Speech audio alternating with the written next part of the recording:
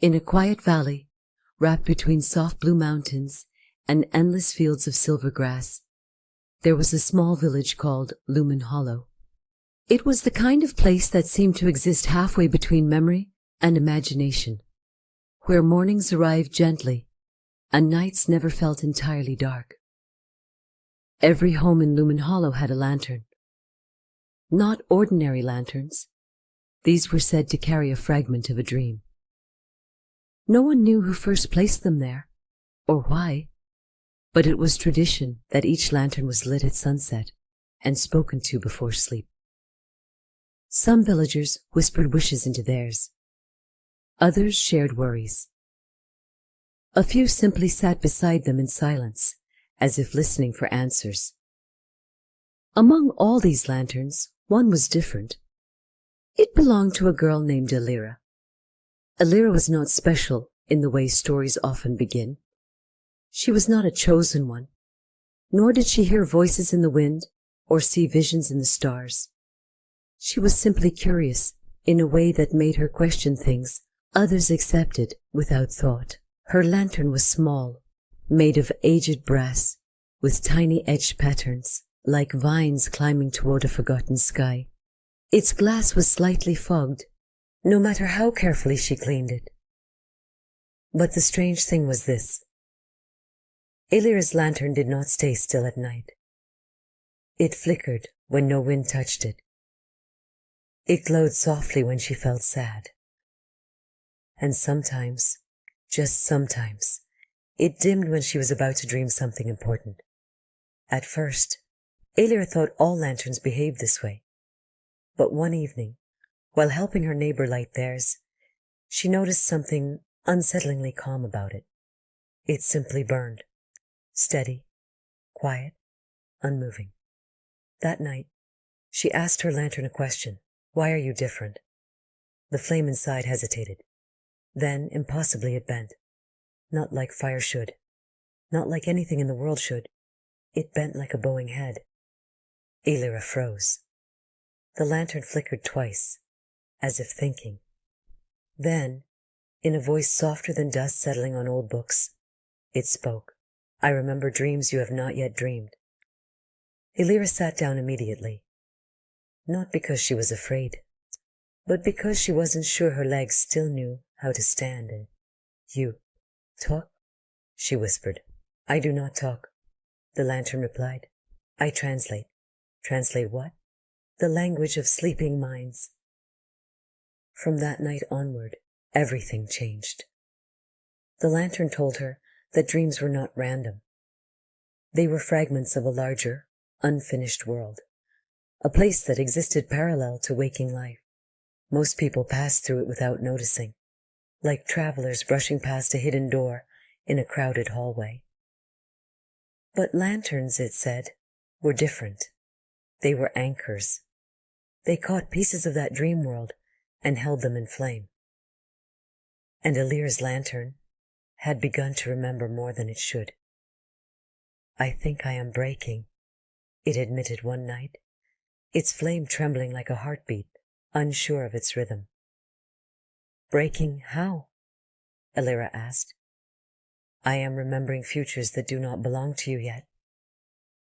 That sentence lingered in her mind long after she fell asleep. And that night, she dreamed of a city made of glass rivers and floating stairways. She dreamed of walking through a sky that hummed like a lullaby. She dreamed of a version of herself older, quieter, standing beside a lantern that burned brighter than a sun. When she woke, her lantern was crying light. Not metaphorically. Actual droplets of glowing fire fell from its frame and evaporated before touching the floor. You saw it too, the lantern whispered.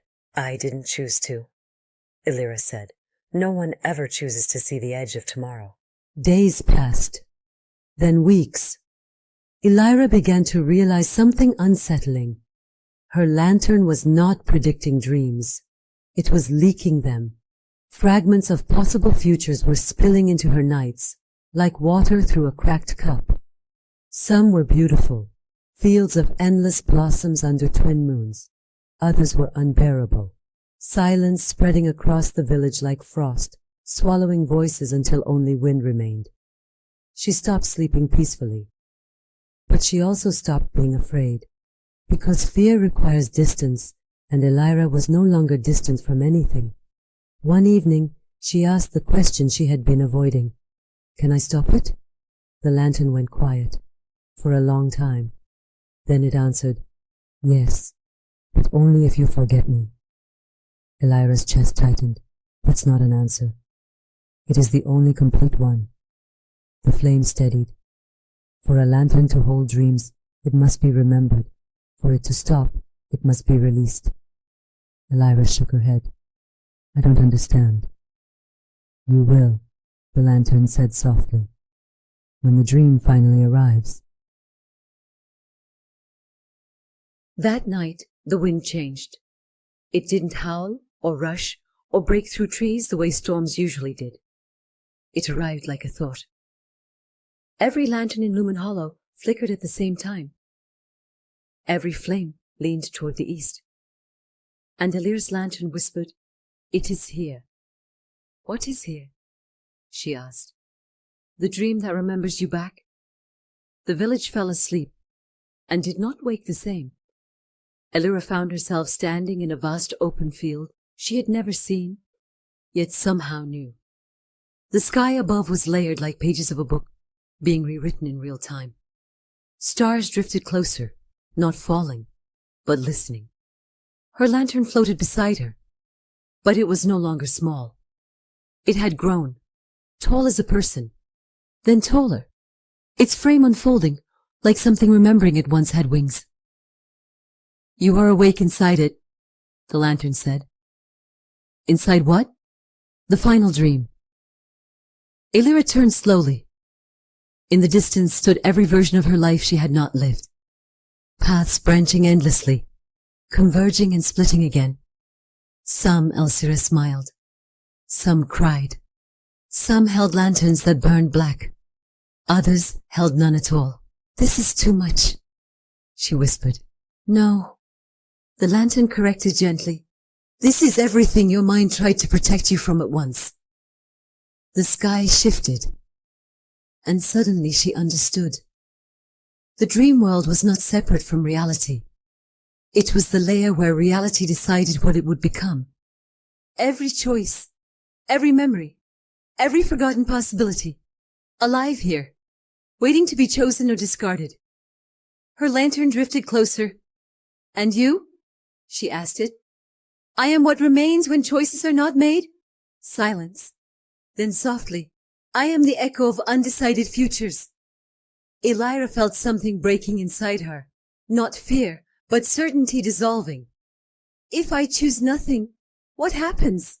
"Then everything continues without you deciding it." A pause. "And you will still exist," it added, "but only as a witness. Only as a—" Elira walked forward. Each step changed the field. Grass became water, then glass, then light. She realized she was not walking through space. She was walking through possibility. Her lantern followed. "Why me?" she finally asked. "You listened," it said simply. "Most people do not speak to what glows in the dark.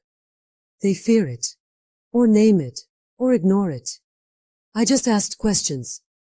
That is enough to open doors that were never locked." The sky began to collapse inward, gently, like pages closing. "The dream is ending," the lantern said. "What happens when it ends? You wake up? And you?" The lantern paused. "I become what I always was, a quiet flame." Elira stopped walking. For the first time, she understood what loss meant here. Not death, but reduction. The universe folding itself smaller. "I don't want to forget you," she said. The lantern's light softened. "You won't forget me," it replied. "You will just stop needing me to speak." When Elira woke, she was in her bed.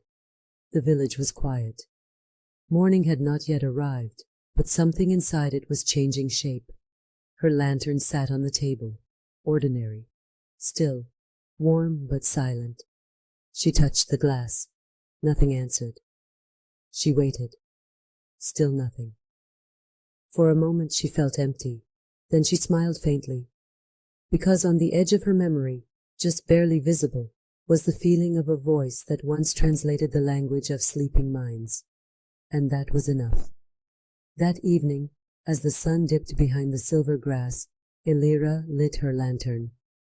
It did not speak, but its flame leaned gently toward her, like something choosing to stay warm. And when she whispered her thoughts into it, not questions this time, not fear, not curiosity, just gratitude, the light flickered once, soft, certain, as if the lantern had not stopped dreaming. It had simply learned how to let her dream on her own. And in Lumen Hollow, that was the beginning of a very quiet kind of forever.